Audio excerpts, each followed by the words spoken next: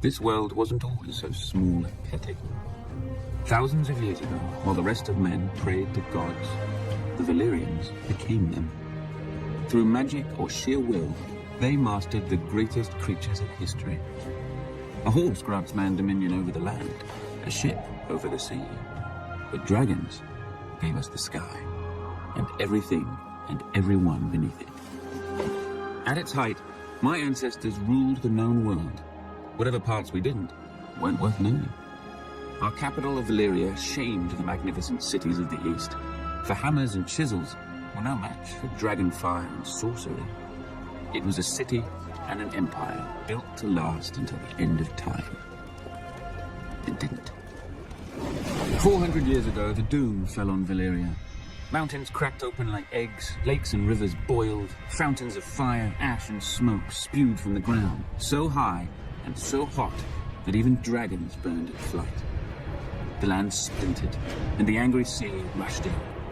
In hours, the greatest city in history became history. But my ancestors didn't burn or drown with the rest of their race. 12 years before the doom, despite the sneers of his rivals, Aenar Targaryen abandoned the capital with his family. Legends claim that his daughter foresaw the destruction of the city in a dream. More likely, Aenar met with some mishap at court and chose exile over execution. He and House Targaryen slinked away to a dreary, remote, god-forsaken island. Forsaken, no longer. With arts now lost to the world, we transformed a tiny outpost into Dragonstone, a fortress fit for the last dragon lords. Then Aenar's descendants settled into it like a tomb for their lost homeland. Until Aegon. When he looked east, he saw the past, old, tired, dead. But when he looked west, he saw the future. Gold in the ground, gold in the fields, and no dragons in the sky but his. He and his sisters, Rhaenys and Visenya, flew over the great continent, ostensibly visitors to a strange land. But when Aegon returned, he ordered construction of a massive table carved in the shape of Westeros, with all the notable rivers and mountains that they had seen. A personal map of the Seven Kingdoms, then ruled by 7 squabbling families. House Durrandon held the Stormlands from their seat at Storm's End, due south of Dragonstone. House Horror of the Iron Islands had also conquered and enslaved the Riverlands, and ruled them from Harrenhal, a monstrous castle rising on the shore of the God's Eye. House Stark held the frozen wasteland of the north, the oldest, largest, and emptiest of the kingdoms. House Lannister held the Westerlands, the wealthiest kingdom, thanks to their gold mines. House Gardner held the Reach, the second wealthiest kingdom, thanks to their crops. House Arryn held the Vale, or rather the Vale held them. The mountains were impassable, except through the Bloody Gate, which had never been taken. House Martell held the deserts of Dorne, probably because no one else wanted them. Together, the 7 kingdoms made Westeros, a realm that wasn't yet a realm, ruled by great families who didn't know what greatness was. Aegon would teach them. Though House Durrandon titled themselves Storm Kings, they were little more than gusts. Their kingdom in the Stormlands had been doddering to its end for the past few centuries, helped along by other houses, most of all by House Horror, who were nearly finished with a monstrous castle at Harrenhal. Too large and too costly a seat to rule only the Riverlands. King Argilac knew where the Ironborn would soon turn. You'd think a king who wanted to keep his crown would be wary of a man with fire-breathing monsters, but King Argilac Durrandon wasn't called the Arrogant for nothing. Determined to arrest his family's decline, he sent an envoy to Dragonstone to enlist Aegon Targaryen and his dragons against his enemies. In exchange, Argilac offered lands he didn't have, and a wife Aegon didn't need. For, as the Valyrians did, Aegon had wed his elder sister, Visenya. Then, as the Valyrians didn't, he took the younger Rhaenys as well. 2 sisters, 2 wives. Perhaps that's why he was so keen to get off Dragonstone. Aegon countered Argilac with courtesy. He sent his own envoy requesting that Princess Durrandon's hand be given instead to Aegon's closest friend and rumoured half-brother, Orys Baratheon. Argilac answered with a box and a note. "These are the only hands your bastard shall have of me." Inside the box were the hands of Aegon's envoy. How long had Aegon been waiting for such a pretext? As his army prepared to sail, ravens flew to every great lord of the Seven Kingdoms. All bore the same message. From this day forth, there would be but one king in Westeros. Those who bent the knee to Aegon of House Targaryen would keep their lands and titles. Those who took up arms against him would be thrown down, humbled, and destroyed. Poor old Argilac. He couldn't even match Aegon in arrogance. Aegon landed at the mouth of the Blackwater River and raised a primitive Aegon fort in the disputed land between Harren's and Argilac's kingdom, so that neither could decide whose problem he was. Adopting the customs of the Seven Kingdoms, Aegon unfurled his own banner with a red three-headed dragon breathing fire upon a black field. Visenya crowned him with a ruby-studded circlet of Valyrian steel, while Rhaenys hailed him as the first High King the continent had seen since the Dawn Age. As his lords and the gathered locals cheered him, Aegon named his loyal friend to a small council led by Horus Baratheon, whom he called my strong right hand. The title stuck, and a bastard became the first Hand of the King. But for now, Aegon's kingdom contained only a rocky island and a handful of fields. The other kings had larger armies, ships, castles, and thousands of years of rule. But Aegon had dragons. He had chosen for the words of his house, fire and blood. Before he was done, the rivers, fields, and skies would turn red. Harren of House Horror inherited a kingdom that stretched from the Iron Islands to the Triton. Too great a kingdom to rule from a castle as shit as pike. For 40 years, his Ironborn plundered the Riverlands for stone, timber, and slaves to build a seat worthy of him. Legend has it that Masons laid the final stone in Harrenhal on the very day that Aegon landed in Westeros. Could have been a divine omen. Could have been the Masons wanted to fuck off before the dragons got there. They weren't the only ones. At Aegon's approach, Harren's river lords revolted, led by House Tully. I thought Harren noticed. Harrenhal could repel an army of 1 million men. No ladder could summit its walls, and no ram could shatter them. The castle was as impregnable as an old mate's cunt. Harren shut his gates around himself, his sons and his Ironborn, and waited for Aegon's army to drain back into the muck. When Aegon finally saw the monstrous castle, he asked for parley.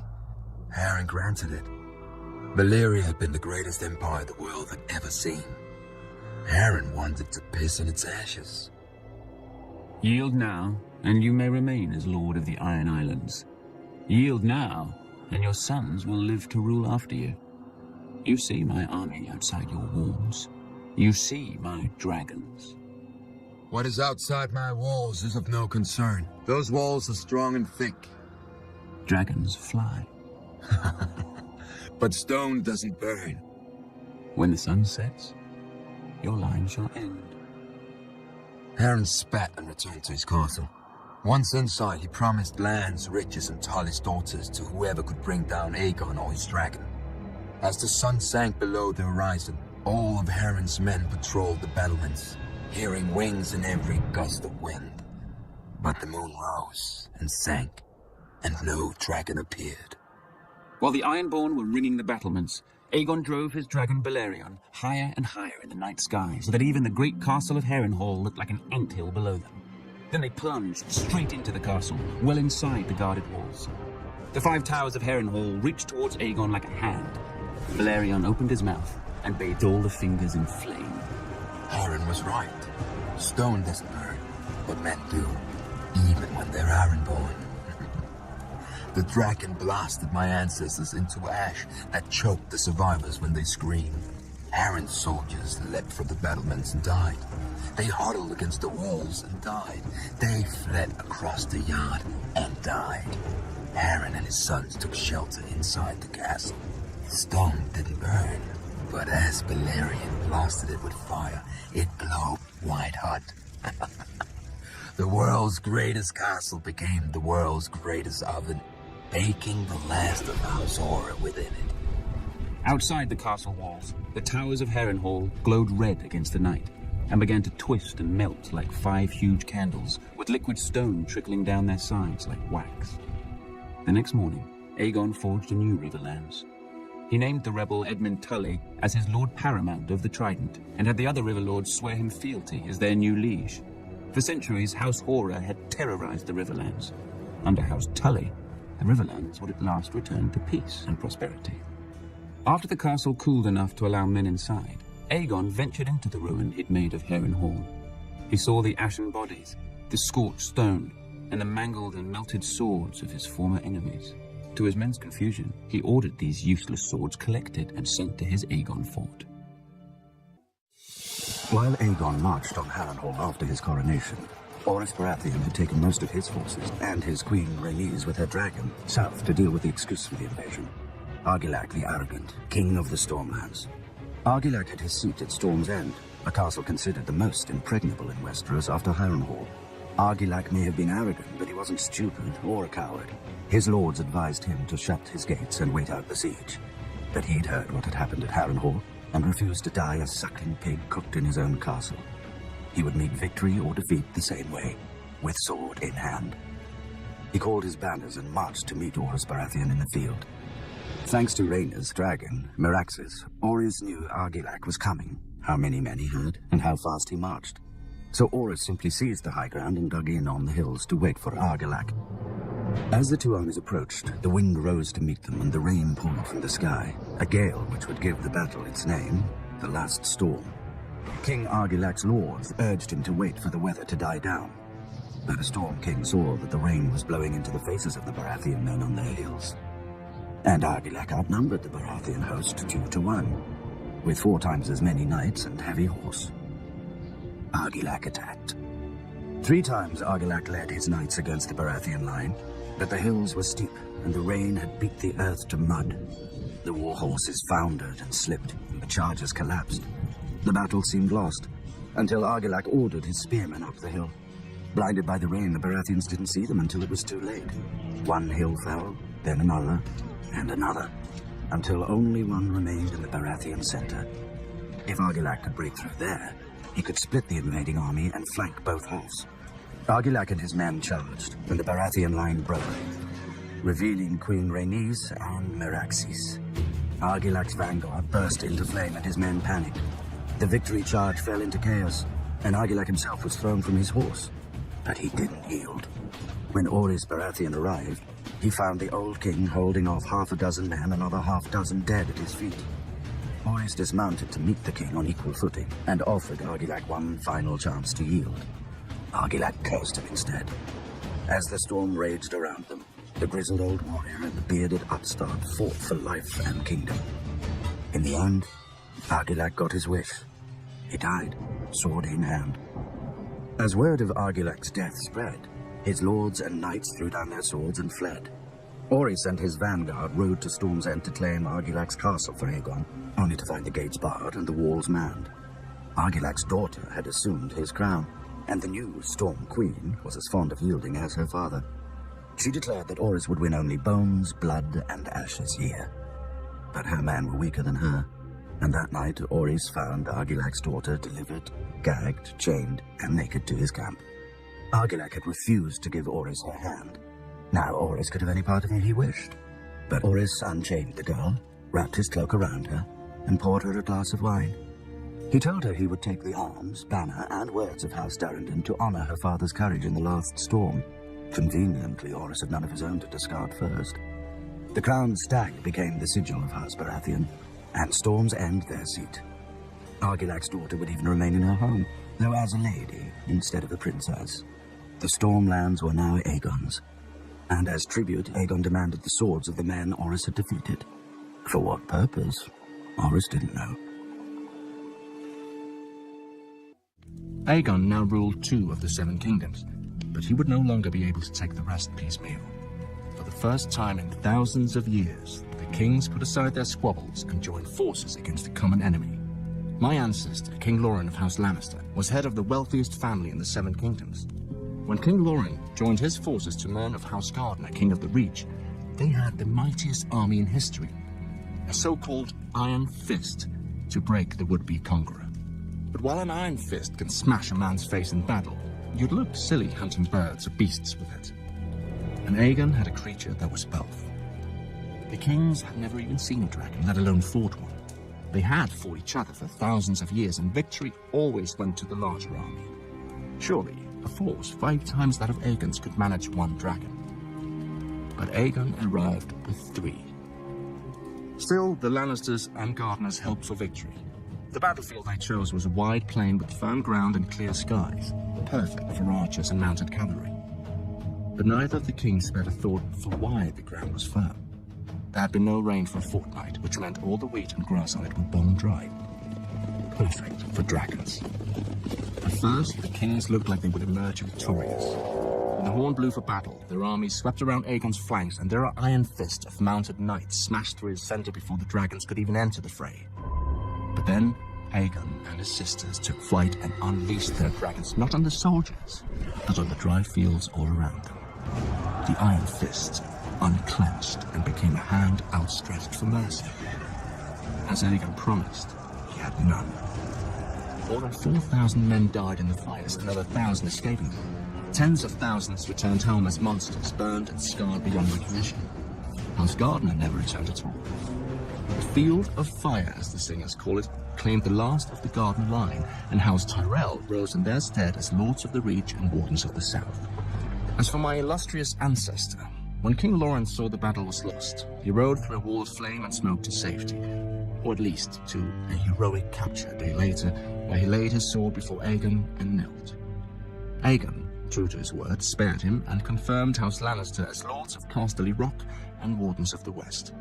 Why wouldn't he? A Lannister always pays his debts, and now we owed our lives to the crown. That was worth centuries of subservience at least. Besides, Aegon had a fetish for collecting swords, not heads. He added Lawrence to the pile his men had retrieved from the Field of Fire and sent them back to the Aegon Fort. With most of the south in Aegon's hands, the best chance to throw back the Conqueror now lay with the north, if we cared enough to try. As the kings of the Rock and the Reach burned on the Field of Fire, the greatest northern force since the Long Night crossed the neck into the Riverlands. But when King Torrhen arrived at the Trident, he saw, on the opposing riverbank, the combined strength of all Aegon's conquered kingdoms, a force larger than Torrhen's own by half, and with 3 dragons.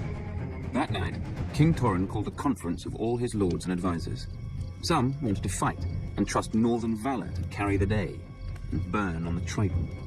The wisest of them wanted to withdraw to Moat Cailin, the fortress which had thrown back every southern invasion, and burn there. One suicidal lord even wanted to ambush Aegon's camp in the dark and kill the dragons as they slept, or at the very least, their riders. It's hard to tell what would have been his fate. Burning, beheading, dismemberment, perhaps all 3. My ancestor listened to their counsel, and in the morning crossed the Trident under a flag of parley. Then King Torrhen of House Stark laid his ancient crown at Aegon's feet and was named Lord of Winterfell and Warden of the North. And the king who knelt. He had no choice, and thanks to him, our soldiers returned to their homes whole and unharmed. The swords that Aegon took from them were not twisted, burnt, or mangled. Yet. The Vale of Arryn was the last of the great kingdoms left. Old and proud, House Arryn did what they always did in times of strife. They shut the bloody gate, sealing off the Vale. Then, the Queen Regent Shara of House Arryn retreated with her son, the boy King Ronald, into the Eyrie, their family's impregnable fortress. From the top of their mountain they could look down on Westeros far below, its problems hidden beneath the clouds. But one day, Queen Shara entered the outer courtyard to find her young son sitting on the knee of Visenya Targaryen and ogling her dragon Vhagar beside her. Just as he'd asked for another cake at dinner, little King Ronald asked his mother if he could go flying on the nice lady's dragon. Visenya smiled at Shara. So, Shara imagined, did Vhagar. Remembering her manners, Shara asked if she could have Visenya brought some wine or food. She must be tired after such a long flight. But Visenya demurred. Bored with his mother's pleasantries, Ronald demanded an answer. Poor boy. He didn't even understand the question. Shara hesitated for a moment, then asked Visenya, as a mother, if it was safe for the boy. Visenya assured her it was. What choice did Shara have? Whilst her son circled the castle, she collected his little ringlet, her own regent's coronet, and the ancient falcon crown of mountain and vale which the Arryns had worn for thousands of years. Ronald had taken to the sky as a king, but he landed as a lordling. Perhaps he considered his ancient rights a fair trade for a few minutes of flight, as a little boy would. More likely, he didn't even notice the 3 crowns at Visenya's feet, or recognize the swords of his garrison beside them. The heads of Westeros had bowed to Aegon, but its heart still beat free. Old Town, the center of the faith of the Seven. There dwelt the High Septon, the father of the faithful, who commanded the obedience of all Westeros, save the savages of the north and their old gods. When Aegon had landed in Westeros, the High Septon had locked himself in the Starry Sept and fasted for 7 days and 7 nights, one for each of his gods. All he received for his trouble was the divine wisdom that if Old Town took up arms against the dragon, the city would burn, faithful and faithless alike. After the submission of House Stark, Aegon marched towards Old Town, steeling himself for another battle. But he found the gates open, with the High Septon welcoming him. The pious fool even had the arrogance to grant what Aegon had already won, and anointed the last Valyrian as Aegon of House Targaryen, first of his name, King of the Andals and the First Men, Lord of the 7 Kingdoms, and Protector of the Realm. As if titles meant anything to a man before whom time itself now bowed. The Maesters would hence divide all history into before and after conquest. Most expected Aegon to stay and make Old Town his seat. But soon after his coronation, Aegon returned to the mouth of the Blackwater River, where he had first set foot on Westeros. A small town had since sprouted around his primitive fort. To honor their new master, the locals dubbed it King's Landing, though it looked more fit for a hedge knight, with wooden palisades, muddy streets, and piles of mangled swords carted in from every corner of the conquest.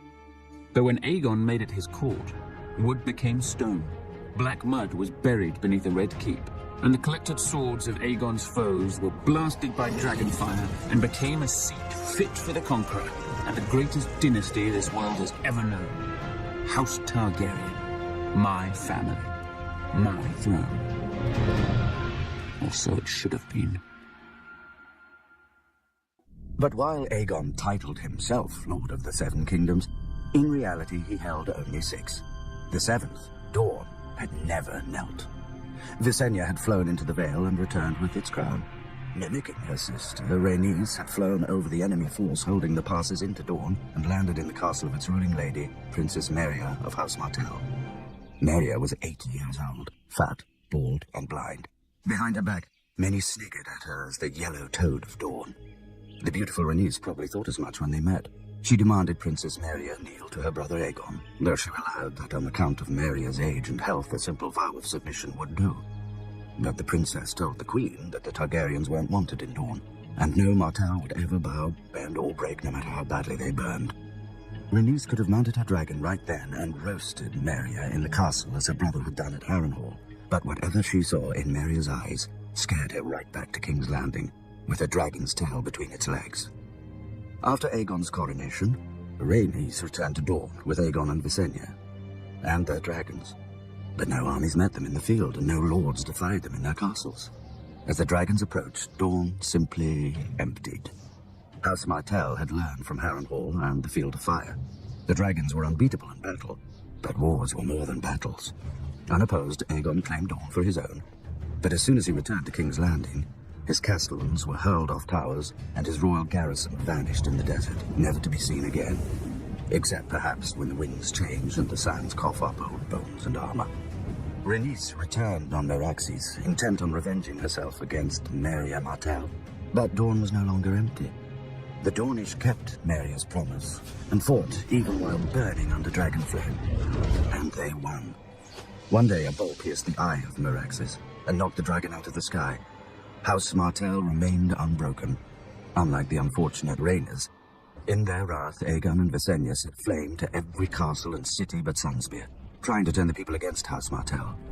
But the Dornish stayed loyal, and when Aegon returned to King's Landing, he found assassins waiting for him in the streets of his own capital. If not for Visenya, the Conqueror would not have enjoyed his conquest for very long. From then on, the king and his family would be guarded by the 7 greatest knights in the realm, the King's Guard. When Meria died in her sleep, her weak and tired son sued for peace. But old Meria had exhausted Aegon as well, and he granted the request. The Targaryens still wanted Dorne, and eventually they would have it, but not at the point of the sword. They would buy it the same way great lords buy anything. With a daughter. After the conquest, when men looked up, they saw dragons. Nobles learned to keep their eyes down, but the gods weren't used to sharing the heavens. When Aegon died, the High Septon led the Faith and its army in revolt, claiming that the Valyrian tradition of wedding brother to sister was an abomination in the eyes of the Seven, though no one could explain where the divine mother and father had come from. My ancestor Maegor the Wise, or Maegor the Cruel as men slander him, put a bounty on the head of every militant priest, and miraculously, the Faith soon returned to the sects. With Dawn in the fold and the Faith put in its place, none in Westeros were left to oppose my family, so we started opposing each other. In a dance of dragons, a Targaryen princess tried to steal her brother's throne. Thanks to her stupidity, most of our dragons died, though one, thankfully, ate her before it did. But even without our dragons, we were still the blood of old Valyria, which proved just as dangerous. One of my foolish ancestors didn't see what separated his bastards from our family proper and legitimized them all on his deathbed. Adopting the name Blackfire, the bastards proved their nature and tried to seize their father's kingdom. And when they failed, their sons tried. When the sons failed, their grandsons tried, until finally Sir Barristan the Bold, Knight of the Kingsguard, slew Meleys the Monstrous in the War of the Ninepenny Kings, ending the last of the Blackfire line.